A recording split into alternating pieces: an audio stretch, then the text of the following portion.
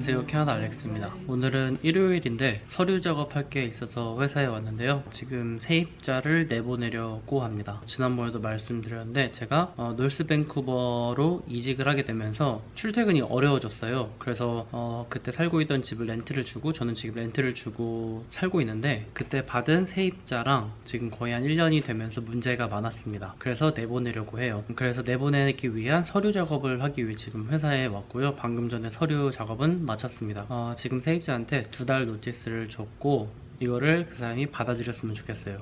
무슨 문제가 있었냐면은 처음에 그 집을 보러 온 사람은 그 살고 있는 아버지였어요. 한 50대 중반, 60대 가까이 되는 아저씨가 오셔서 자기 아들이 취업을 한 지 얼마 안 돼서 신용이 없다. 그래서 자기가 메인으로 계약서에 들어갈 거라서 돈은 내가 낼 거고 사는 거는 내 아들이 산다라고 했어요. 그 아저씨 인상이 너무 좋았거든요. 처음에 되게 깔끔하셨고 집도 마음에 들어 하셨고, 그래서 그 아저씨한테 어플리케이션 받고 보니까 뭐 돈도 많이 버시고 그 직장에서도 한 30년 일을 하셨더라고요. 그래서 너무 괜찮은 분 같아서 그분이랑 계약을 했습니다. 이사 당일에 그 실제 사는 아들을 처음 본 거죠. 왜냐면 제가 세입자를 구할 때 가장 신경 썼던 거는 돈을 안 밀리고 낼 것이냐. 왜냐면 저도 돈을 받아야 그걸로 모기지를 갚기 때문에 제때 돈을 낼 만한 경제력이 있는 사람이 제일 중요했거든요.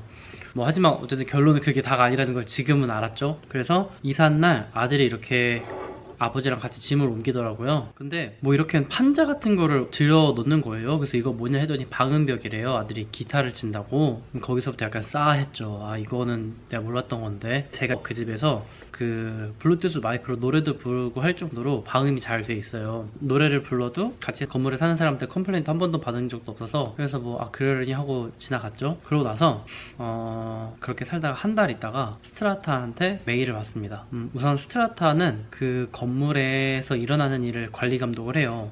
어떤 사람이 불법적인 행동을 한다 그러면 그거를 감시하고, 그걸 어떻게 조치도 그 사람들이 취하고, 또 만약에 공사할 게 있으면은 관리비 모은 걸로 거기에 공사를 또 진행하고, 한 달에 한 번씩 간담회 같은 걸 열어서 이 돈을 어디다 쓸지도 결정을 하고, 그렇게 약간 건물 자체가 모두가 행복하게 잘 돌아갈 수 있도록 그렇게 일을 하는 사람들인데, 거기한테 메일이 온 거죠. 그러니까 그 메일 내용은 다른 사람이 신고를 했는데 그 세입자가 베란다에다가 쓰레기 같은 걸 이만큼 쌓아놨대요. 그래서 그거를 세입자한테 물어보니까 이사하고 좀 자리가 없어서 그때 정리를 바깥에 내놨는데 이제 치우겠다라고 하더라고요. 그래서 저도 스트라한테 메일로 나 이런 경고장을 받았는데 지금 테넌트가 바로 치운다고 했다. 그래서 걔가 알겠다고 넘어갔어요. 그게 입주하고 한 달 후에 있던 일이고요. 그리고 나서 또 한 달 있다가 경고장을 또 받았습니다. 이유는 소음.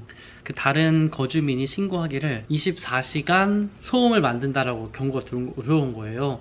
보니까 뻔하겠죠. 그 기타를 쳤겠죠. 그래서 세입자한테 얘기해서 이런 신고를 받았다, 주의를 해달라 했더니 알겠대요. 그리고 한 달 있다가 또 그 패티오에 쓰레기 더미를 쌓아놨다고 신고를 받았습니다. 그래서 또 얘기했죠. 너 그거 놨다고 신고 들어왔는데 치워라 했더니 알겠다라고 치웠어요.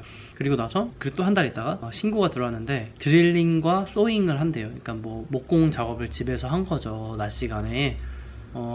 그걸로 신고가 들어왔고, 또 그 다음 달에도 또 뭔가 약간 망치질을 한다라고 신고가 들어왔어요. 그래서 이렇게 자잘하게 스트라타한테 경고장을 산지 한 반년도 안 됐는데 한 달에 한 번꼴로 이렇게 받은 거죠. 저도 약간 그게 걱정이 됐어요. 스트라타가 이런 걸로 인해서 벌금을 저한테 물 수도 있거든요. 200불, 300불. 근데 그거는 제가 또 테넌트한테 내라고 요구할 수 있긴 하지만, 그래도 어쨌든 스트라타랑 관계를 안 좋게 가져가는 건 안 좋다고 생각을 해요. 왜냐면은 제가 도움이 필요할 때도 있는데 이미지가 안 좋게 가져가는 거를 안 좋으니까 그런 게 꺼려 했었죠. 그리고 또 한번 스트라타에서 이렇게 진행하는 프로젝트 중 하나 중에 저희 천장에 그 스모크 알람 센서가 있잖아요. 그거를 1년에 한 번씩 테스트를 해야 돼요. 스트라타가 테넌트에 대한 정보를 다 갖고 있거든요. 그래서 테넌트한테 메일을 보냅니다. 이번 달에 가스 알람 그거 인스펙션 있으니까 받아라. 그러니까 몇 시부터 몇 시가 있으니까 너가 그때 집에 있어야 되고, 그때 노크를 할 건데 테크니션이 그때 문을 열어줘야 된다라고 메일을 보내요. 그러면은 테넌트는 그때 집에 있거나 집에 있어야 되는 거죠. 근데 만약에 뭔가 그날 검사를 하는데 자기가 회사를 가야 된다 그러면은 스트라타한테 연락을 해서 나 그때 출근해야 되니까 너가 우리 유닛을 아침에 좀 일찍 봐줬으면 좋겠다 라고 해도 되고, 저는 그렇게 해서 검사를 받았거든요.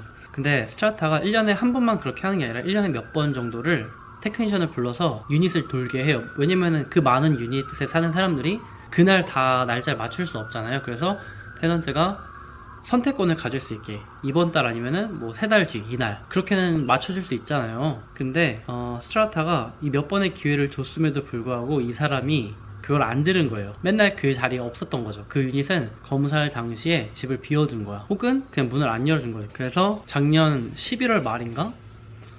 11월 말에 제가 한국을 갔는데 그날 전날 메일이 온 거예요. 그 스트라타한테 야 너가 오너잖아. 너 테넌트가 여태까지 그 가스 알람 경보 검사를 한 번도 안 받았다. 근데 내일 하는데 이게 마지막이고 이번 연도에 너가 이걸 안 받으면은 자기네들은 그 시청에 이걸 보고할 수밖에 없대요. 이 유닛 검사를 안 받았다고. 그래서 너 꼭 테넌트랑테 연락해서 검사 내일 꼭 받게 해야 된다. 안 그러면 너 뭐 벌금 2,000불인가 2만 불인가를 받는다는 거죠. 그래서 저도 막 난리 난 거죠. 벌금 내기 싫으니까. 그래서 거기 살고 있는 아들한테도 연락하고 아빠한테도 연락을 해놨어요. 근데 그래서 그 검사 받을 시간이 돼서 아침에 이제 전화를 했어요. 그 아들한테 야 너 지금 잘 있지? 라고 확인을 했어요. 근데 메일이 조금 있다 오는 거예요. 스트라타한테 얘가 지금 유닛에 없다고. 무슨 말이냐, 내가 지금 걔랑 좀 전에 통화했는데. 그래서 뭐 그런 게 있었어요. 약간 she said, he said. 그러니까 테넌트는 난 집에 있었다, 그리고 스트라타는 인스펙터가 돌아왔는데 그 집이 비어 있었다라고 한 거죠. 난리가 난 거죠. 뭐 그렇게 해서 결국은 또 제가 또 아빠한테 전화해가지고 뭐 야, 너가 좀 전화 좀 해줘라. 나 지금 비행기를 한 30분 있다 타야 되는데 지금 무슨 일인가. 뭐 그렇게 해가지고 어찌됐든 해서 그날 검사를 받았고 벌금은 안 나게 됐습니다. 그래서 이런 문제들이 있었고, 또 하나는 그 집에 사는 애가 조금 요구하는 게 많았어요. 한 예로 어느 날 밤에 한 9시인가 10시 문자가 오는 거죠. 그 사람이 할 얘기가 자고 있는데 누군가가 자기 문을 두들기고 갔대요. 그래서 그 소리에 깨서 나가봤더니 아무도 없었고, 그리고 또 뭔가 약간 그 복도를 지나가는데 사람들이 좀 이상하게 쳐다보고 그런 게 있대요. 자기를 그렇게 쳐다본대요. 근데 뭔가 좀 이상하잖아요. 약간 조금 무섭잖아요. 제가 나오기 전에 거기 살았는데 그런 문제가 한 번도 없었거든요. 그러더니 너 무슨 문제냐. 저는 거기서 테넌트가 잘 살아야 오래 살 거잖아요. 안 나가고. 왜냐면 저는 새로운 사람 찾는 게 귀찮고 번거로우니까. 그래서 잘 들어주고 그랬는데 뭔가 얘기가 점점 빠지는 거죠. 그러면서 자기가 살면서 힘든 얘기를 자꾸 하기 시작하면서 내가 이걸 왜 들어줘야 되지? 얘가 뭐 나한테 뭘 다른 걸 바라는 건가? 라는 생각이 들었는데, 이거는 내가 해줄 수 있는 게 없다. 네가 그럼 스트라타한테 연락을 해봐라 라고 했어요. 그 세입자가 스트라타한테 메일을 쓴 거죠. 자기가 뭔가 주변 이웃들과 이런 문제가 있다, 누가 자기를 막 쳐다보고 밤에 이렇게 노크를 하고 도망간다, 그런 문제를 쓴 거죠. 근데 사실 이거는 스트라타가 해줄 수 있는 게 없어요. 스트라타도 그 테넌트한테 메일을 보내는데 RCMP에 전화를 해라, 그래서 레포트를 하고 그쪽으로 문제를 해결해야 되지 스트라타가 도와줄 건 없다 라고도 스트라타도 이렇게 딱 선을 긋더라고요. 그러고 나서 저한테 또 오는 거죠. 야, 너는 내가 여기서 살면서 unhappy한데 너는 왜 그렇게 렌트를 받아먹으면서 아무것도 도와주지 않냐, 이런 거죠. 할 말이 없잖아요. 그래서 난 내가 해줄 수 있는 게 없다, 그럼 RCMP에 연락을 해라. 그래서 그 이후로는 뭐 별말 안 하더라고요. 이런 문제도 있었고, 본인이 스트라타 룰을 어겨서 경고장을 받고 고치면 되는 건데 그걸 받아들이지 않고 자꾸 컴플레인을 투덜투덜한데 저한테 그냥 계속 하는 거죠. 근데 저도 이게 엄청 스트레스였어요. 1년 동안. 저도 렌트를 받아야지 모기지도 받고 하기 때문에 거기 비워두면 2개가 나가잖아요. 그래서 안 나갔으면 좋겠는데 이 사람이 자꾸 컴플레인을 하는 거죠. 그리고 스트라타는 또 그 미운 털이 바뀌고 있고, 또 한 번은 스트라타랑 통화를 했었어요. 그 사람 문제 가지고, 그러니까 얘를 어떻게 도와줄 것이냐에 대해서. 그랬더니 그 스트라타 매니저가 약간 제가 이런 상황인 걸 알잖아요. 그 약간 아주머니 되는 분인데, 너가 만약에 그 애를 내보내고 싶으면 스트라타도 도와줄 수 있다고 하더라고요. 그러니까 스트라타가 뭐 이렇게 위원회가 열리는데 뭐 이런 테넌트가 있고 하면은 약간 그 랜드로드한테 내보내라는 걸 권하라는 뭐 그런 걸 할 수 있나 봐요. 그래서 너가 도움이 필요하면은 얘기를 해라 라고 얘기를 했었고요. 그래서 사실 어제 밤에 9시인가 10시에 문자가 왔습니다. 또 사는데 불편한 걸 저한테 문자를 보낸 거죠. 근데 저는 딱 그걸 듣자마자, 그러니까 매번 문자를 받으면 그날은 망쳐요. 낮에 받으면은 회사에서는 집중도 잘 안 되고, 어제 밤에도 딱 그걸 딱 문자를 받는 순간 기분이 안 좋은 거예요. 이걸 또 어떻게 해야 되나, 얘기를 또 어떻게 해야 되나.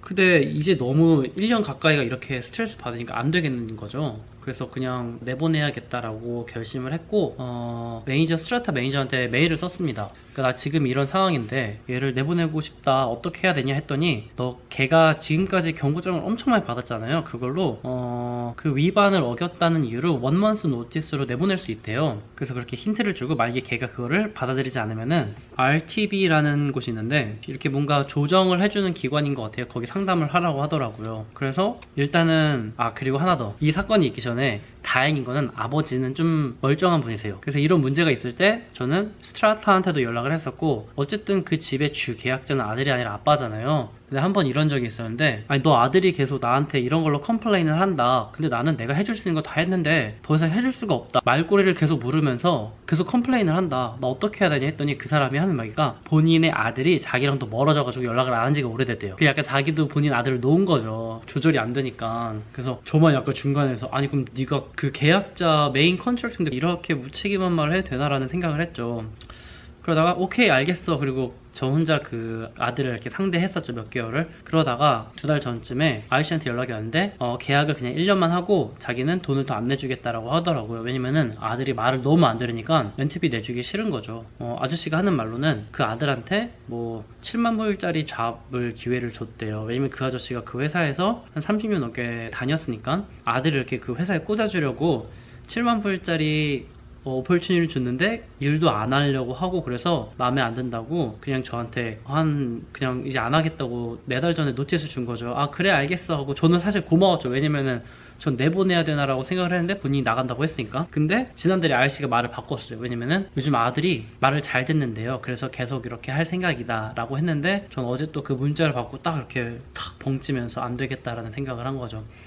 그래서 스트라타가 매니저가 얘기한 거는 한 달 노티스를 줄 수 있다고 하더라고요. 그래서 웹사이트 검색을 해보니까 한 달 노티스, 2달 노티스 이렇게 종류가 있어요. 만약에 세입자가 렌트비를 안 냈거나 불법적인 행위를 했다던가 뭔가 이렇게 좀 심각한 경우는 한 달 만에 노티스를 주고 내보낼 수도 있고, 그렇지 않은 경우는 2달로 가더라고요. 그냥 제가 메일 주느니 아저씨한테 한번 얘기하는 게 나을까. 내가 너한테 다 얘기하진 않았지만 나한테 되게 컴플레인을 많이 했고 나는 너무 힘들다, 이게 힘들다. 그래서 더 이상 얘를 상대할 수가 없다라고 하고, 그래서 너가 다시 더 살겠다고 마음을 바꿨지만 그걸 좀 다시 바꿨으면 좋겠다, 나가줬으면 좋겠다라고 문자로 좋게 얘기를 했더니 아저씨가 미안하다, 그러면은 그 계약을 그냥 거기까지만 하겠다라고 하더라고요. 그래서 그냥 끝났죠. 그래서 근데 아저씨가 그래도 뭔가 이렇게 절차를 따르자 해가지고 너가 나한테 그런 레터를 써줬으면 좋겠다라고 하더라고요. 왜냐면 그걸 그 아들한테도 보여주고 싶은가 봐요. 너가 어떻게 했는지에 대해서. 그래서 회사 나왔고 이렇게 서류 작성했습니다. 그래서 지금까지 걔가 저질렀던 만행들에 대해서 이렇게 썼고, 이거를 조금 전에 아저씨한테 보내드렸어요. 그래서 아저씨가 그거 가지고 아들이랑 얘기해서 이제 나갈 것 같습니다. 아저씨한테 이런 문자를 보내고 나서 아들한테 문자가 왔는데 먼저 저한테 욕 한 바가지를 문자로 보냈습니다. 근데 사실 저는 욕 먹은 건 별로 기분 안 나쁘고 다음에 세입자 찾는 게 챌린지죠. 저는 뭔가 약간 그런 거 있잖아요. 캐나다 와서 한인들은 한인들끼리 뭉치는 그런 게 좀 있잖아요. 그래서 오히려 뭔가 더 기회나 다른 것들에 대해서 한국인 커뮤니티 안에만 있으면 뭔가 제한적이다라는 생각이 들어서 세입자를 구할 때 저는 크래그리스트에 외국인도 상관없이 받았거든요. 근데 이번 경험을 토대로 외국인은 안 될 것 같아요. 저는 안 되겠습니다. 한국인이 최고인 것 같습니다. 그래서 이번 주에 이런 일이 있었습니다. 다음에 만나는 분이랑은 이런 일이 없었으면 좋겠습니다. 안녕하세요, 캐나다 알렉스입니다. 오늘은 지난번에 이어서 세입자 이야기를 해보려고 합니다. 지난번 영상을 못 보신 분은 여기 링크로 가셔서 보고 오시면 더 좋을 것 같고요. 제가 지난번에 말씀드린 거를 잠깐 짧게 요약을 하자면, 제가 이직을 하게 되면서 회사가 집이랑 멀어졌고, 그때 출퇴근을 다리를 2개를 건너야 했었어요. 출퇴근 시간이 밀리니까 하루에 2시간 이상을 도로에 허비했고, 그게 싫어서 제가 살고 있던 집을 렌트를 주고 나갔습니다. 그러면서 한 부자에게 렌트를 줬고, 주 계약자는 아빠였고 실제 거주를 하는 건 아들이었죠. 근데 아들이 여러 문제를 일으켰습니다. 뭐 소음을 만들고, 뭐 발코니에 짐을 이렇게 쌓아놓고 해가지고 스트라타한테 한 달에 한 번꼴로 경고장을 받았어요. 뭐 그런 여러 가지 문제가 있었고, 제가 참다 못해 나가라고 얘기를 하기로 했거든요. 근데 정말 다행인 거는 아버지는 그래도 제정신이 있는 사람이라서 제 편은 아니겠지만 상황을 더 악화시키지 않으려고 했어요. 2월 중순쯤이었는데 그때 아저씨가 말씀하시길 너가 2월 초쯤에 나한테 2months 노티스를 준 걸로 해서 3월 말에 나가는 거를 레터를 써달라고 하더라고요.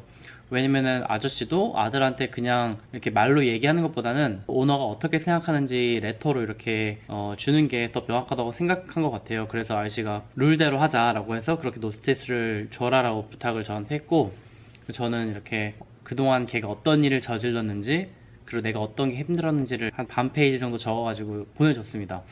근데 그때 아저씨가 그때 이미 벌써 2월 중순이었잖아요. 2월 1일로 사인을 한 거로 해서 보내자고 하기에는 어쨌든 뭔가 조작을 하는 거기 때문에 그건 또 싫어서 2월 중순에 보내면서 4월 말에 나가달라고 레터를 줬어요. 그러더니 그 아들이 노발대발하면서 그 아들이 저한테 본인이 이웃 주민과 있는 문제를 가지고 저한테 컴플레인을 한 거죠. 근데 그거는 사실은 그 RCMP에 연락하던가 본인이 해결해야 되는 건데 제가 해줄 수 있는 것 이상으로 욕을 했으며 문자도 막 밤늦게도 보내고 그런 것들이 제가 갖고 있던 고민이었고 제가 걱정했던 거죠. 스트레스 받으니까. 그래서 뭐 밤늦게 문자하고 내가 인스펙션 하겠다고 방문을 하겠다고 했는데 뭐 그것도 거절하고 아들이 했던 말이 너가 이 빌딩에 문제가 있어서 팔지 않고 렌트를 준 거 아니냐. 그러니까 저는 제 이유는 뭐 이직을 하기 때문에 옮긴 거지만 그 사람은 뭐 모르잖아요. 제가 재직증명서 떼주지 않는 이상. 근데 그 아들이 하는 말이 야 너가 이 집에 살면서 불편을 겪었으니까 또 그런 문제들이 있으니까 팔지 못하고 렌트를 준 거 아니냐 라고도 하더라고요. 그래서 저는 더 이상 또 얘 패턴이 뭐냐면은 대화가 잘 안 돼요. 그러니까 어떤 문제가 발생하면은 그거에 대해서 그럼 내가 이거 해줄게 라고 하면은 오케이 하고 그냥 끝내면 되는 건데 자꾸 그 자기의 감정들을 얘기하는 거죠. 그러니까 뭐 어떻게 할지만 정하면 되는 건데 그러더니 또 뭐 빌딩 문제가 있어서 렌트 주고 나간 거 아니냐 뭐 그런 얘기를 하고 근데 저는 어쨌든 주계약자인 아빠랑 얘기가 이미 끝났잖아요. 그리고 2months 노티스도 줬고 그 당시 제가 걱정했던 게 뭐냐면은 제가 노티스를 주고 나서 세입자는 디스퓨트를 할 수 있어요. 그 조정위원회라는 곳이 있는데 거기다가 디스퓨트를 하는 거죠. 그러면은 제가 2달 후에 나가라라고 했던 게 그 순간 무효화가 되면서 조정위원회에서 잘잘못을 가려줍니다. 그럼 뭐 세입자가 잘못한 거다라고 결론이 나면은 그 나가는 날짜가 다시 정해지는 거죠. 그런데 제 친구 중에 한 경우가 있었는데 그 친구도 나가라고 노티스를 줬고 세입자가 디스퓨트를 했어요. 근데 심지어 뭐 왜 내가 디스퓨트 하는지 코멘트를 적지도 않고 그냥 디스퓨트 버튼을 눌렀는데 그것만으로도 일단은 그 날짜에 나가지 않아도 되는 게 돼버린 거예요. 그러니까 법이 세입자한테 유리하게 돼 있는 거죠. 그리고 그 조정위원회가 할 일이 엄청 많을 텐데 제 거를 빨리 봐주지 않잖아요.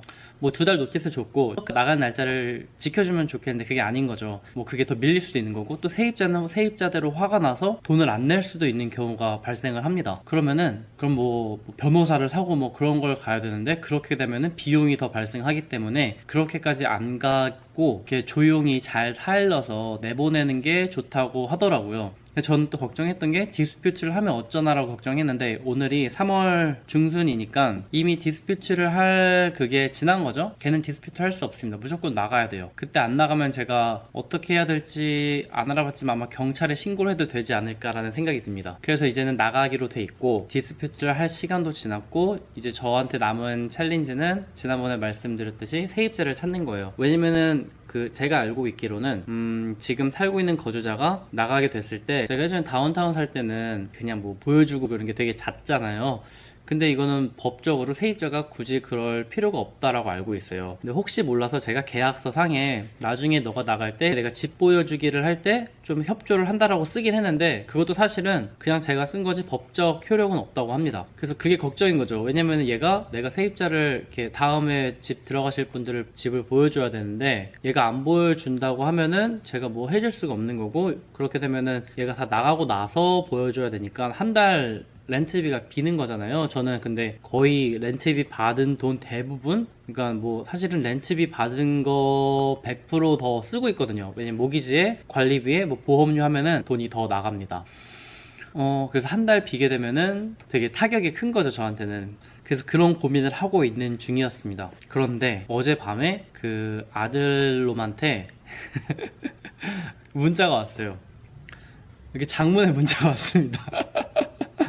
이번에 온 거를 제가 말씀을 조금 간단하게 요약을 드리면은 Hey Alex, 내가 너한테 스트레스 준 거를 사과하고 싶어. 그리고 무리하게 굴고 배드 테넌트였던 것 같아. 이러고 그러니까 자기가 뭔가 불편한 점이 있었는데 되게 오버 리액팅 한 것 같다. 개인적으로 스트레스가 됐던 일이 많았다. 그래서 렌탈 어그리먼트를 계속하는 것을 다시 고려해 볼 수 없겠느냐. 진짜 필요할 때만 너한테 연락을 할 거고 그러니까 낮 시간에 진짜 필요할 때만 연락을 할 거고 스트라타 로우도 잘 지킬 거야. 그리고 집에 대해서 뭐 비용이 발생하는 게 있다면은 내가 알아서 처리를 할게. 그동안 내가 너무 미안했어.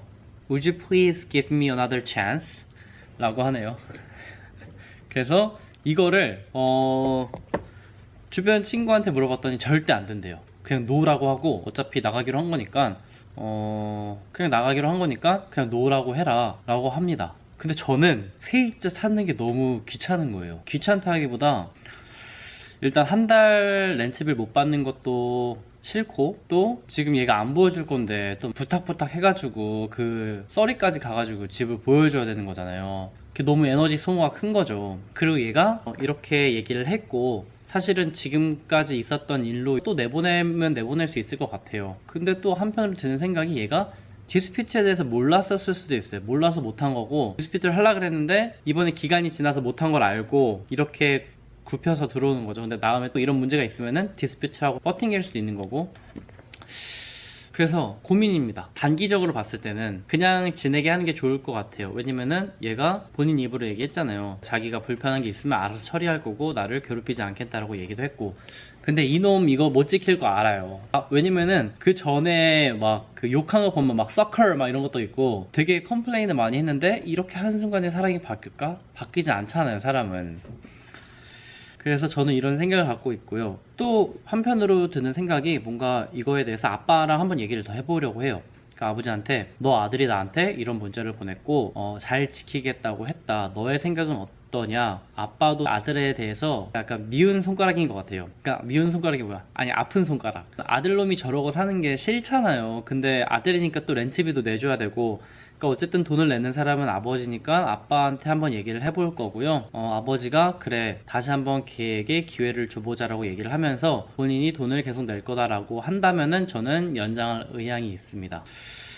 그런데 모르겠어요. 이게 또 나중에 한 몇 개월 뒤에 땅을 치고 후회할 수도 있겠죠. 내가 그때 걔를 그냥 내보냈어야 되는데 멍청한 선택을 했다라고 하면서 어려워요. 어려운 결정입니다. 그래서 구독자님들의 의견이 필요합니다. 저 어떻게 할까요? 왜냐면 지난번 영상 올렸는데 댓글을 정말 많이 달아주셨어요. 그리고 제가 나만 이런 일이 있구나, 내가 진짜 운이 지지 없구나라고 생각을 했는데 그게 아니라 저보다 더 심한 세입자를 맞으신 분들이 많더라고요. 그래서 나는 진짜 아무것도 아니었구나, 얘 정도면 진짜 심하지 않구나. 그래서 구독자님들 생각은 어떤지 댓글에 남겨주세요. 제가 얘를 계약을 계속 유지해야 되는지 아니면은 그냥 지금 기회가 됐을 때 내쫓아야 하는지. 우선은 얘를 계속 데리고 있는다면은 다음에 또 이런 문제가 있을 때 2months 노티스를 줘서 내보낼 수 있을 것 같아요. 그리고 돈 같은 경우는 못 받는 경우도 있다고 하시는데 저는 사실 그 아버지를 신뢰하거든요. 그 아버지는 뭐 한 직장에서 30년 이상 일하시고, 그럼 어르신들 중에 사실 안 그렇잖아요. 뭔가 그 몇 푼 때문에 자기가 이렇게 쌓아온 그런 거를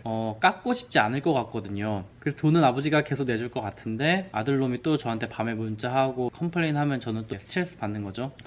한편으로는 뭔가 이런 것도 약간 연습인 것 같아요. 세입자를 다루는 연습? 왜냐면은 제가 뭐 한국에 뭐 1년 동안 가 있는 상황이 됐을 때는 집을 렌트를 줘야 하는데, 그런 상황에서 이렇게 대처할 수 있는 거? 이거 지금 세입자 찾기 귀찮아가지고 지금 변명되는 것 같기도 한데 고민 중입니다. 그래서 아직 답장은 안 한 상태이고요. 한 2, 3일 정도 생각을 해보고 아버지랑 얘기를 할 생각이에요. 그래서 제가 어떻게 해야 맞는 행동인지 댓글로 남겨주시면 감사하겠습니다. 그럼 좋은 주말 되세요. 안녕. 안녕하세요. 캐나다 알렉스입니다. 제가 지난번에 세입자 관련해서 영상을 올렸었는데요. 이번 영상은 아마 마지막 영상이 될 것 같습니다. 또 다른 영상이 올라가면 안 되겠죠? 지난번에 제가 세입자를 내보낼지 말지 어떻게 해야 될지 모르겠다, 그래서 그 영상을 보시는 분들한테 조언을 구했고 정말 많은 분들이 댓글을 달아주셨습니다. 혹시 그전 영상을 못 보셨다면 여기 링크로 가셔서 보고 오시면 되겠고요.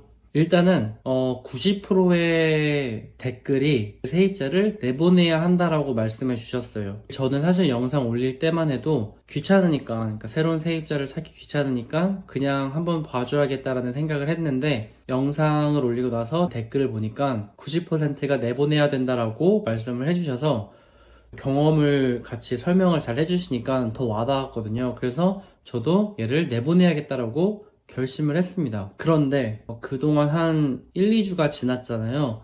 결론은 제가 세입자를 내보낼 수 없게 되었습니다. 그 댓글 달아주신 분들 중에는 이런 생각하시는 분들 계실 거예요.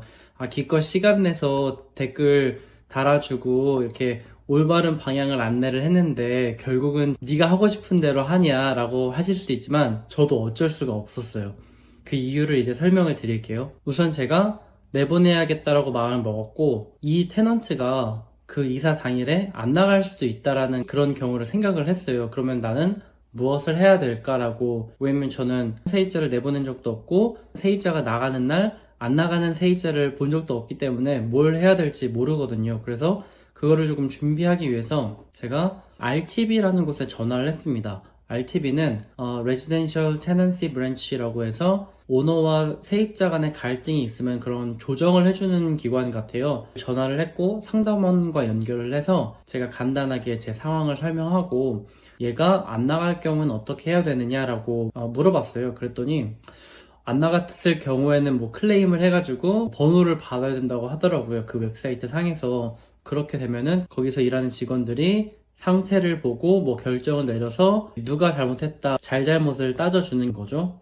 또 하나 알게 된 팁은 그 담당자가 얘기를 하길 너가 이미 세입자가 안 나갈 거를 알고 있다면은 지금 클레임을 할 수가 있대요. 그래서 두세 달 걸리는 프로세스를 조금 더 당기는 거겠죠? 저는 그것도 하려고 했습니다. 그런데 문제가 제가 상황을 설명하는데 지난번에 영상에서 세입자한테 2달 노티스를 줬다고 했잖아요. 근데 그 상담해주시는 분이 2달 노티스를 주는 경우엔 너가 혹은 너의 가까운 가족이 들어가서 살아야 한다라고 하는 거예요. 그래서 내가 나는 나 안 들어갈 거고 내가 새로운 세입자를 찾을 거야 라고 했더니 그 상담사가 하는 말이 너 2달 노티스 준 거 맞지?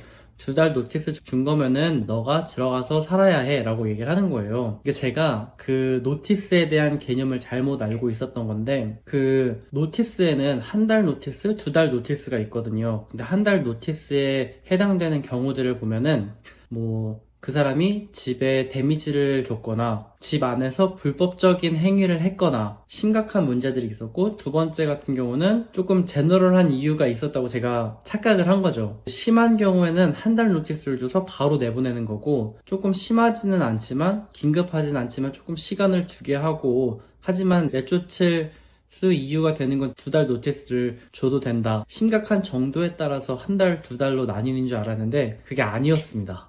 내쫓을 이유가 있다면은 무조건 한 달 노티스를 줘야 하는 거고, 내가 들어갈 경우는 혹은 내 가족들, 부모님이나 내 자식이 들어갈 경우는 2달 노티스. 그 구분이 그렇게 됐던 거죠. 제가 그 노티스가 어떻게 쓰는지에 대한 이해가 충분히 없어서 저는 이미 2달 노티스를 줘버렸어요. 근데 정말 다행인 거는 아직 시간이 한 달 넘게 남아서 한 달 노티스로 다시 줄 수가 있는 거죠. 근데 그거에 대해서 그 상담원이랑 얘기를 했는데 그냥 한 달 노티스를 주면 되는 게 아니라 너가 이미 준 2달 노티스를 회수를 해야 된대요. 회수를 하기 위해서는 다시 레터를 작성해야 되고 그 세입자들한테 사인을 받아야 되는 거죠. 그리고 다시 한 달짜리 노티스를 줘야 되는 거예요. 생각을 해보니까 지금 세입자는 이미 제가 2달 노티스를 줌으로써 약간 화가 나 있잖아요. 기분이 나쁘잖아요. 왜냐면은 나가라고 했으니까. 원인 제공은 본인이 했지만 어쨌든 나가란 말을 들어서 기분이 안 좋은 상태인데, 야 내가 너한테 노티스 잘못 줬으니까 일단 여기 사인하고 내가 다시 한 달짜리 줄게 이러면은 사인을 안 해줄 것 같은 거예요. 그렇기도 하고, 또 문제가 제가 만약에 2달 노티스를 줘서 그분들을 내보내고 만약에 다른 세입자를 찾아서 그럴 경우에 그 지금 나가게 되는 세입자가 그걸 알고 여기 RTB라는 곳에 신고를 하게 되면 제가 벌금으로 1년치 렌트비를 내게 됩니다. 거의 한 1,000만 원 돈을 벌금으로 내야 되는 거죠. 제가 예상하건대 지금 살고 있는 세입자는 이거에 대해 잘 몰라요. 그러니까 한 달 노티스가 뭐고 2달 노티스가 뭔지도 모르고 그냥 나가기 싫은 상태인데 혹시나 이 사람들이 그거에 대해서 알고 나중에 클레임을 하게 되면 제가 1년치 벌금을 내야 될 상황이 발생하는 거죠. 그래서 그거를 막기 위해서 한 달 노티스를 바꿔야 되는데 그러기 위해서는 지금 세입자들의 사인을 받아야 되는데 안 해줄 것 같고, 그러한 문제로 제가 저를 보호하기 위해서 그러니까 제가 한 실수를 한 거잖아요. 한 달 노티스 줘야 되는데 2달 노티스 줬으니까 그 실수한 걸로 인해서 나중에 불이익을 받을까봐 용서를 해주기로 했습니다. 그냥 알겠어, 이제 안 그랬으면 좋겠어 하고 넘어가기 좀 그래서 지난 주말에 캠핑을 갔었는데 컬터스 레이크로 캠핑을 갔었거든요. 가는 길에 그 집에 들러서 인스펙션을 한번 했습니다. 왜냐면 제가 렌트를 주고 그 살고 있는 세입자랑 시간이 안 맞아서 인스펙션을 한 번도 못 했어요.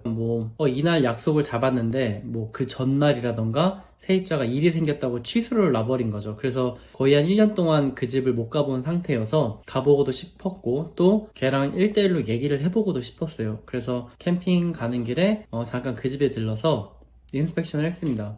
혹시 몰라서 녹음을 하기는 했는데 별 내용이 없었고요. 다행히 집 컨디션은 괜찮았어요. 제가 벽을 페인트를 까먹은 게 있는데 본인이 똑같은 색깔 찾아서 이렇게 커버도 해놓고, 그 친구가 전화나 문자상으로는 진짜 무리하고 정신없는 친구였는데 그날 본인이 좀 긴장을 한 거겠죠. 나이스하고 멀쩡하게 저를 대하더라고요. 그동안 거기에 쌓여있던 제 메일 몇 개 받아오고 인스펙션이 끝났습니다. 그리고 나서 너가 집 관리를 잘했으니까 이번에는 그 계약을 유지하기로 마음먹었다 라고 얘기를 했고요. 그래서 결론은 이번에 내보내지 못했습니다.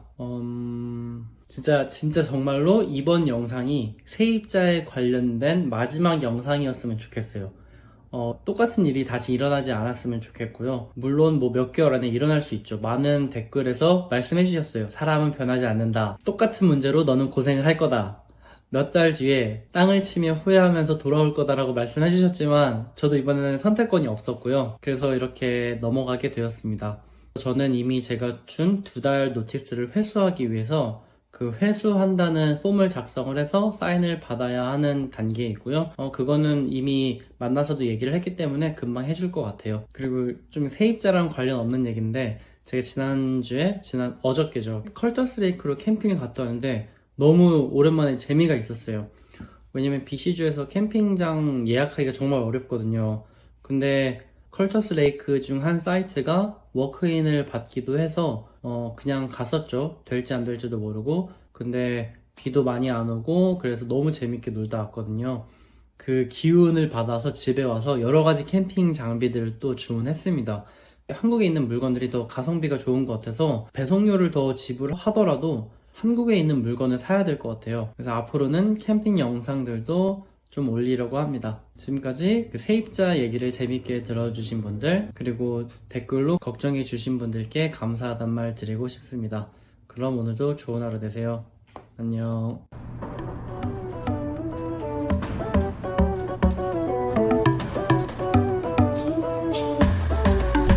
안녕하세요. 저는 지금 오늘 바쁜 날이 될 것 같습니다. 우선 세입자가 오늘 나가는 날이에요. 그래서 인스펙션 하러 가고 있습니다. 세입자 업데이트 마지막에 쫓아내고 그런 게 있었잖아요. 원래는 아빠가 저한테 부탁해서 자기 아들을 내쫓을 수 있게 그런 에빅션 그거를 해달라고 했어요. 그래서 저도 마지막에 10일 노티스를 줬고 당연히 걔가 응답도 없었으니까 그 다음 절차를 알아보던 중에 그 다음 절차가 제가 그 BC 테넌시 브랜치 거기에다가 신청을 하면은 거기서 히어링 같은 거를 청문회를 열어서 저한테 포세션을 넘겨주는 거죠. 그러면은 벨리프라는 게 있더라고요. 그 직원을 데리고 문을 따고 집을 들어갈 수 있고, 그 벨리프가 또 역할이 거기 있는 가구 같은 것도 정리를 해서 그 비용을 만들어 준다고 하더라고요. 근데 어쨌든 저는 이거를 아저씨랑 작전을 짠 거기 때문에 아저씨한테 얘기를 했죠. 이렇게 할 거고, 그리고 그게 비용이 발생한다고 하더라고요. 비용이 1000불에서 2000불이 발생한다. 근데 아저씨가 약속을 했어요. 비용 발생 같은 것도 자기가 커버해 주기로. 그래서 그냥 하기 전에 또 한 번 더 물어본 거죠. 이 정도 들 건데 너가 해줄 거 맞지? 라고 하니까 기다려 달래요. 자기가 아들이랑 한 번 더 얘기를 해보겠다. 그리고 가서 뭔가 자기 아들을 더 이렇게 코너에 몰아 놓으려고 하는 거겠죠. 그리고 나서 며칠 있다가 연락이 왔는데 자기 아들이 이사갈 집을 지가 찾았대요. 그러니까 자기도 뭔가 이제 쫓겨나는 걸 아니까 궁지에 몰려서 혼자 그 이사갈 때를 찾은 거겠죠. 그리고 나서 나가기로 했습니다. 그래서 오늘이 사실 말일이 아닌데 한 2, 3일 정도 남았는데 일찍 짐을 뺐어요. 그리고 아저씨가 어저께 연락이 왔는데 자기랑 와이프랑 데이오프 써가지고 지금 벽에 페인트 칠하고 있다. 그래서 다행히도 뭐 그렇게 지체되지 않게 그걸 나가게 되었고요. 근데 오늘 또 가서 봐야죠. 걔가 살면서 집을 어떻게 해먹었을지 그런 거를 그것도 보고, 그리고 스토브가 고장났었어요 예전에. 그래서 원래는 제가 가서 고치려고 했었거든요. 제가 스토브를 고쳐본 적이 없는데 그냥, 왜냐면 일단은 콜 부르면 또 몇백 불이 깨지니까. 그래서 그때도 막 저렴한 데 찾아가지고 검사만 하는데 100 몇 불인가 냈어요. 100 몇 불 냈고. 그래서 그때 인스펙션에서 어떤 파츠가 고장났다라고 테크니션이 저한테 얘기해줬는데 그 파츠 값이 500불인가 그래요. 근데 그게 그거거든요. 가스 오븐 전자식 앞에 있는 패널 버튼인데, 그거 검색해보니까 아마존에서 70불에 파는 거예요. 그 500불이래. 아마 걔는 뭐 본사에서 주문하는 것 같은데 너무 비싸잖아요. 저는 제가 파츠를 받아서 오늘 그것도 고칠 거고요. 안 될 수도 있어요. 안 되면은 그 아저씨 불러서 해달라고 하려고 합니다. 파츠는 제가 물어봤어요. 만약에 내가 파츠를 구하면 너가 고칠 수 있느냐 했더니 그렇게도 된대요. 그러니까 어차피 차지할 때 파츠비, 인건비 따로 하는 거니까 자기는 인건비만 차지하면 되는 거겠죠. 그래서 그것도 봐야 되고, 그리고 오늘 겸사겸사 뷰잉도 있습니다. 제가 어쨌든 세입자가 이제 나갈 걸 아니까 글을 올렸어요. 글을 올려놨고, 근데 연락이 10명 넘게 온 거예요. 집을 보고 싶다고. 근데 제 생각에는 연락만 오고 실제 오는 사람도 별로 없을 거고, 또 본 사람들 중에서도 계약한 사람은 되게 소수겠죠. 근데 저는 어차피 한 명만 있으면 되는 거니까. 그래서 오늘 뷰잉도 있습니다. 그래서 오늘은 하루 종일 그냥 밖에서 돌아다닐 것 같아요. 그게 오늘 저의 계획입니다. 근데 세입자 집 보겠다고 연락 온 사람 중에 한 명이 놀랍게도 운동선수가 있어요. 풋볼 선수. BC 라이온즈인가 거기 무슨 풋볼 팀이 있나봐요. 저 잘 모르는데 거기에 속한 선수가 집을 보겠다고 연락이 왔어요. 그래서 오늘은 많은 사람들을 만날 것 같습니다. 이번에 세입자 사는 게 2번째인데 지난번에도 레퍼런스 체크를 되게 잘했어요. 그 아저씨의 레퍼런스 체크를 한 거죠. 근데 그 아저씨는 그나마 괜찮은 분이라서, 좋으신 분이라서 이렇게 마무리까지 잘 해주시는데, 이번에도 약간 잘 봐야 할 것 같아요. 뭔가 근데 가는 길에, 썰이 가는 길이 로이드를 들러요. 그래서 제가 옛날에 이 차를 샀던 곳에 들러서 중고차를 한 번 더 보려고 합니다. 제가 이번에 보너스를 받았는데, 회사에서 그 보너스로 차를 바꾸고 싶다라는 생각이 든 거죠. 왜냐면 전 차박을 하고 싶어요. 보너스 받아봤자 뭐 얼마 안 되기 때문에 차 연식이랑 비슷한 SUV 혹은 더 나이 드신 차를 데리고 와야 되는 거죠. 그래서 로이드 들러서 차 한번 이렇게 홀깃홀깃 보고, 가격이나 보고, 만약에 트레이드인을 하게 된다면 제 차가 얼마 정도 될지를. 면접 본 데가 2군데인데 한 군데는 아마 안 된 것 같아요. 연락이 아직도 없어. 지난주 금요일에 봐서 오늘이 수요일인데 연락이 없는 거 보니까 잘 안 됐겠죠? 그럼 안 됐으면은 안 됐다라는 메일이라도 보내야 되는 거 아니야?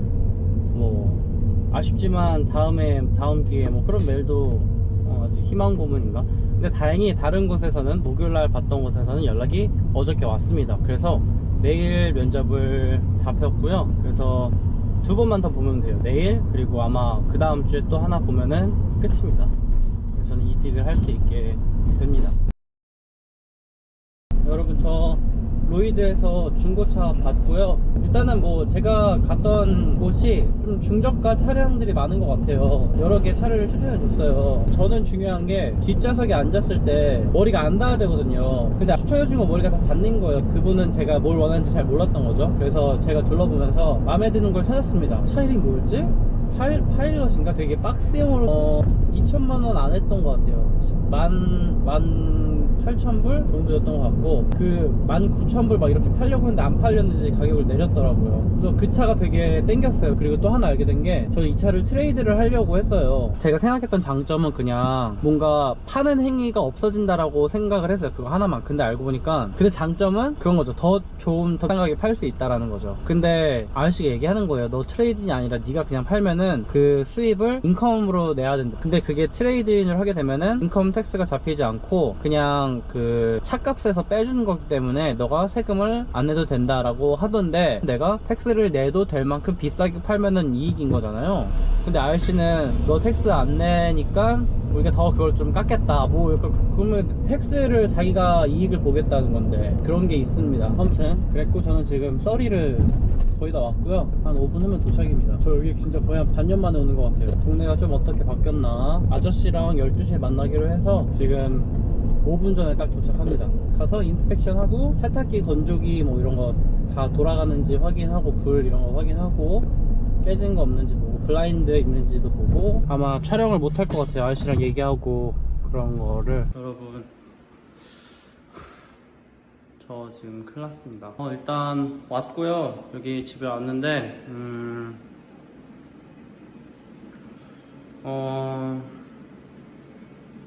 상태가 심각합니다. 그러니까 되게 멘붕 와서 정신 놓을 것 같은데 꽉 붙잡으려고 노력하고 있어요. 일단은 이게 스튜디오인데, 물론 이 사람이 2년 동안 살았으니까 컨디션이 똑같을 수는 없어요. 이해해요. 뭔가 그런 생활하면서 없어지는 뭐 이렇게 닳는 것들이 있으니까 그런 거는 이해하죠. 와, 근데 일단은 아저씨가 왔는데 뭔가 도망치듯이 약간 나가더라고요. 자기가 할 수 있는 거 다 했다고. 벽 페인트는 했었고 이게 상태가 더 심각했대요. 그래서 한번 리뷰를 같이 해보겠습니다. 진짜 놀라운 건 입구에 책 선반이 이렇게 그 장이 하나 있어요. 문이 다 없어졌어요. 문이 없어졌고, 여기 선반들도 있었는데 선반들도 없어졌는데 아마 가져간 것 같아요. 여기도 옷장인데 옷장 문이 없죠. 문이 없어졌고요. 문이 어디 있냐, 여기 있는데 이거 설치를 어떻게 해야 될지 모르겠네요. 이거 다 떼져 있고, 세탁기도 지금 건조기랑 테스트 하는데 물이 셉니다. 문고리도 없죠? 문고리도 없고, 뭐 이런 거 안 닦았죠? 만지기 뭐 마룻바닥, 뭐 기스 이런 거. 블라인드, 창문에 블라인드가 있었는데 블라인드도 없어요. 지금 이게 다 떨어져 있습니다. 이거 떨어져 있고, 원래 팬도 이게 이 댄 안에 있었는데 자기 맘대로 바꿨어요. 지금 차로 가고 있는데, 가지고 온 이번 주말도 무슨 캠핑이야. 캠핑은 우리 차를 바꾸긴 뭘 차 바꿔. 보너스 받은 거 다 이거 수리하는데 써야 될 것 같아요. 여기 저 청소 중인데 보니까 여기 그 폼을 해놨어요. 이걸 왜 이렇게 해놨는지 모르겠는데 깨끗이 한 것도 아니고 난리가 났네요. 저 방금 찾았는데요. 지금 여기 문 잠그는 게 있잖아요. 이게 없어졌어요. 와, 대박이다. 제 원래 계획은 오늘 그냥 여기 앉아서 일하면서 그 뷰잉 하는 거였거든요. 근데 장난 없습니다. 뭐 바깥에 저기 뭐 가구 치우지도 않았고, 여기 청소 한 번도 안 했죠 뭐. 그리고 화장실 청소하는데 면도하고 나서 이 떨어진 털이 마치 그 서랍 하나에 모은 거 마냥 막 모여있는 거예요. 그래서 이거 가져가지고 그 인형 이거 만들어서 내 찌르고 싶은 거죠. 그렇습니다. 청소하고 있다가 지금 아저씨한테 연락이 왔거든요. 그러니까 뭔가 이제 그 아저씨 나간 지 지금 1시간 됐으니까 이쯤 되면 뭔가 어떻게 되는지 정신을 차렸을 거라고 생각을 하는 것 같은데, 일단 고쳐야 되는 거는 가스레인지랑 저 세탁기이고요. 그리고 문짝 없어진 거에 대해서는 아저씨가 사서 설치하는 걸 도와주겠다고 하네요. 그리고 네, 그렇네요. 뭐 그렇고요. 이제 3월 말이니까, 근데 또 저 내일 면접이라서 조금 이렇게 쉬엄쉬엄 하고 싶은데, 아저씨가 청소했대요. 근데 이게 뭐 한 거야. 아저씨 이렇게 더럽게 하고 사나. 공사를 하면서 세입자도 계속 뷰잉을 하고 그래야 할 것 같습니다. 제가 너무 그러니까 이 사람이 되게 엄청 깨끗하게 썼을 걸 기대하는 걸까요? 그건 아닌데, 청소는 그렇다죠. 개인의 위생 그 레벨이 다르니까.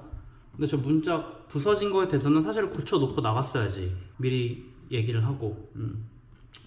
그랬으면 더 좋았을 텐데 그러지 않았죠, 이 아저씨가. 일단은 그래서 핸들도 저것도 바꿔야 되고. 네, 그렇습니다. 여기도 뭐 이런 쓰레기가 난리 났죠. 뭐 기대도 안 했습니다.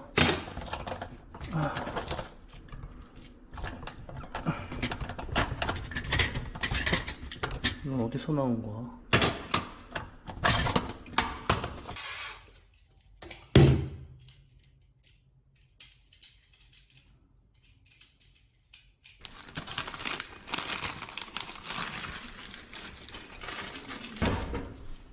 이제 끝나고 집에 가고 있습니다. 오늘 뷰잉 한 5팀 정도 했고요. 다행히 노쇼는 없었어요. 근데 한 분이 취소를 해서, 노쇼는 아니니까, 그래서 한 5팀 보여줬고요. 그분들은 어플리케이션을 가져갔습니다. 그래서 마음에 들면은 그걸 작성해서 저한테 보내줄 것 같아요. 와, 진짜 오랜만에 이 정신적으로 힘듦이 피곤합니다. 무지 피곤합니다. 오랜만에 이런 피곤함. 일단 여러가지 문제가 있는데, 일단은 문짝이 없어졌잖아요. 근데 그 문짝이, 그러니까 문 쪽에 있는 클로젯 문짝, 그리고 메인 클로젯 문짝이 없는데 네 짝이 없는 거죠. 또 아저씨랑 얘기하다가 알게 됐는데, 메인 클로젯 문짝 하나가 부셔졌대요. 유리가. 오케이, 유리가 부서졌어. 그래서 아마 문짝을 하나 떼냈겠죠. 그럼 그냥 냅둬도 되는데, 클로젯 문짝을 뜯는지는 아직도 모르겠어요. 그래서 그 문짝 세 짝이 그 세탁기 쪽에 있는데, 다시 달려면 레일이 있어야 되는데 없죠. 그래서 레일만 사서 달까라는 생각을 했는데, 아저씨가 다 문짝을 새로 주문했대요, 자기 돈으로. 그래서 뭐 사주겠다는데, 뭐 어쨌든 저도 뭐 그냥 이번 기회에 업그레이드 하는 거죠. 블라인드가 마크탱이가 같단 말이죠. 근데 이 집이 약간 서양인가? 약간 북서양인가? 뭐 그래가지고 차단을 잘 해야 되는데, 블라인드 저게 좀 해 차단을 잘 못해요. 그래서 이번 기회에 그냥 커튼으로 바꾸려고 합니다. 그래서 저건 그대로 냅두고 세입자한테 물어보라고요. 이거 좋아하냐 해서 괜찮다 그러면 그냥 그걸 이렇게 선물로 주고 그 사람 입맛에 맞게 블라인드를 달아주려고 합니다. 세탁기가 건조 괜찮은데 그 아래에서 물방울이 떨어져요, 제가 봤을 때는. 근데 거의 물 그런 거는 그 커넥션에서 그렇게 된 거니까 제가 그거를 뜯어서 리크 포인트를 찾아서 좀 다시 해가지고 해야겠습니다. 그렇게 하면 될 것 같고, 그래서 주말에 와야 합니다. 토요일이나 일요일날 배달을 되게끔 한대요. 아마 설치까지도 해야 될 것 같아요. 근데 저도 되게 화가 나고 막 너무 이게 참담하니까 아까 울 뻔했어요. 약간 울컥했어. 근데 뭐 그러니까 되게 다운되는 그런 기분이 될 것 같았는데, 그렇게 안 되려고 스스로 되게 막았어요. 이미 일은 일어난 거고 이거를 빨리 고치자. 그리고 막 더 나쁠 수도 있었다 라고 생각을 하려고 했습니다. 사실은 어쨌든 이 세입자놈 이 새끼 가지고 내가 실명 공개를 해버릴까 보다. 이놈이 어쨌든 나갔으니까 다행인 거죠. 그리고 뭐 바닥도 좀 까지긴 했는데, 제 생각에 라미네이트의 수명이 그렇게 긴 것 같지 않아요. 그러니까 까진 부분 이외에도 다른 부분에서도 그 접히는 부분이 이렇게 약간 말아 올라갔더라고요. 그래서 아마 나중에 싹 다 바닥도 좀 고쳐야 되지 않을까. 근데 뭐 문짝은 달면 되는 거고, 그리고 커튼도 달면 되고, 세탁기랑 스토브인데 이것도 어쨌든 스토브 파트 있고 와셔도 내가 고칠 거니까 별일 아니다, 할 수 있다라고 스스로에게 얘기하고 있습니다. 그리고 내일 일단은 집에서 나왔으니까 모든 것을 잊고, 저 오늘 김밥 한 줄 먹어서 한아름에서 점심을 이렇게 뭐 간단하게 먹어야지 하고 김밥 한 줄 샀는데 김밥 한 줄만 먹었어요 오늘. 집에 가서 밥 먹고 전 면접 준비를 하겠습니다. 그래서 이제 모든 걸 잊고 이제 면접에만 집중을 하겠다. 썰이 오랜만에 와봅니다. 집에 가고 있는데 또 좀 출퇴근 시간이랑 겹쳐서 시간이 조금 걸리네요. 그런 생각을 해요. 막 어쨌든 이렇게 뭔가 렌트를 주니까 이런 일이 있는 거잖아요. 근데 사실은 누군가에게 렌트를 줄 수 있는 프로퍼티가 있다는 것도 사실은 감사한 일이고 좋은 경험이라고 생각을 하고 있는 것 같아요.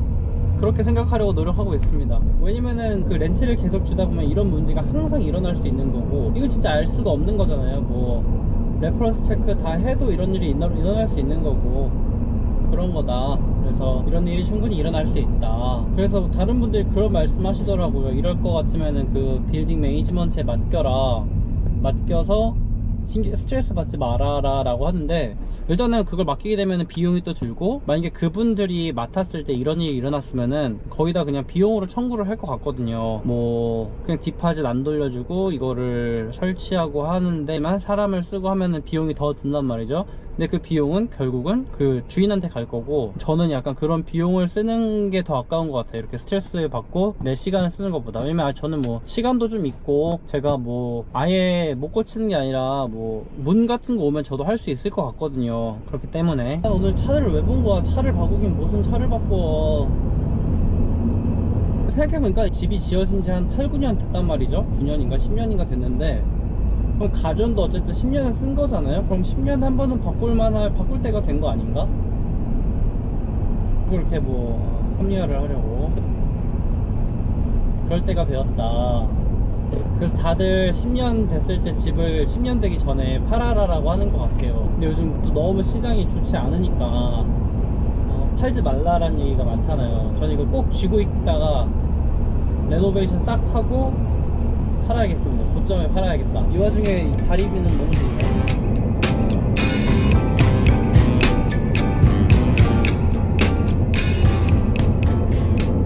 오늘 토요일인데 눈 뜨자마자 썰이집 왔습니다.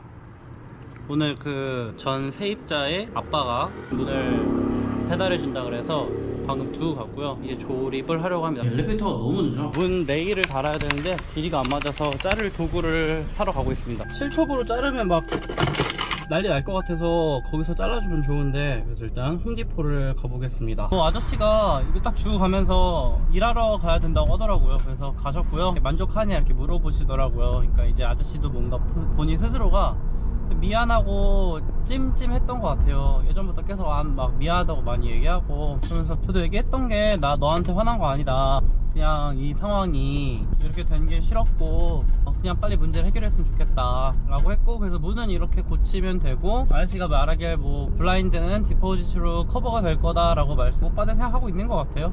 홈디포 가면 또 그런 전문가 아저씨들 많잖아요. 그 뭘로 해라 이런 거. 그리고 제 이 유닛이 일단은 되게 작고 주차장이 없단 말이죠. 그래서 뭔가 차 있는 사람들이 왔을 때 와서 주차장이 없다는 걸 알고 그냥 돌아가는 경우가 많아요. 주차장이 중요한 거 저도 알죠.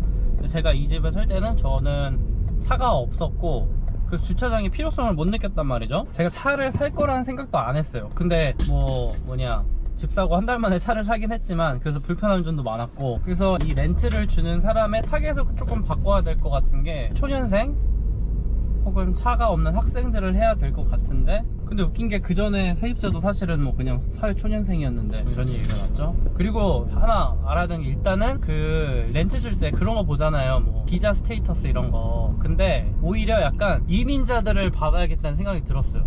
지금 집 보러 온 학생들도 UBC를 이제 졸업을 하고 돈을 벌 건데, 그 친구도 이제 신용관리며 뭐 이런 걸 잘 해야 되잖아요. 그래서 오히려 그렇게 신경 쓰는 사람들, 열심히 이렇게 뭔가 사는 사람들. 근데 이 친구는 그냥 태어나자마자 캐나다 시민권이고 하기 때문에 그런 거 잘 없었던 것 같아요. 그래서 이런 문제가 있지 않았나. 그렇습니다. 홈디포는 약간 한국에 뭐라 그래야 되지? 비슷한 걸 모르겠네.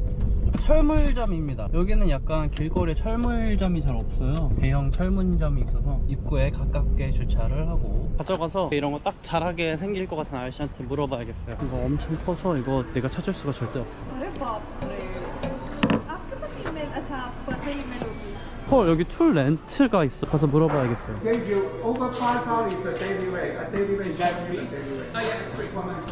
아니 근데 생각해보니까 툴 렌트면은 툴 빌리는 건데, 나 이거 못 써.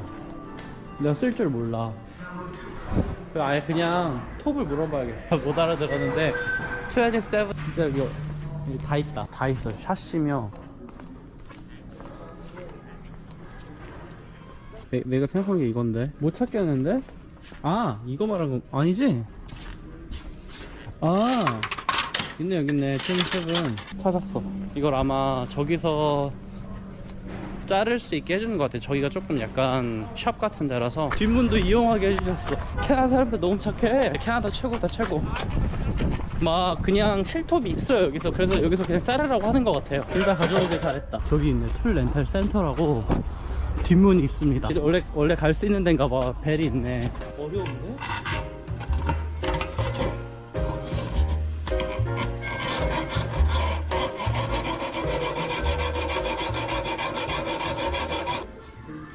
Yeah, yes. I give you another one, okay? Okay. I think it take. I tell you, it will take a long time. I give you another one. Okay.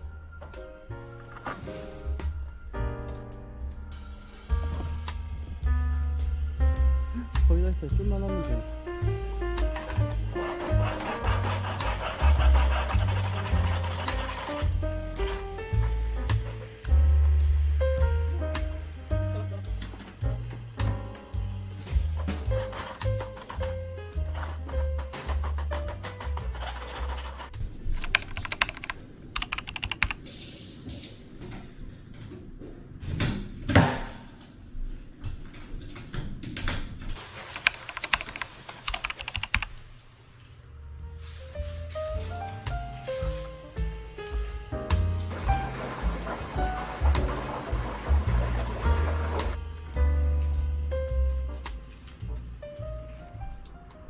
근데 이거 약간 마킹 표시가 있는 거 보니까 예전에 한번 막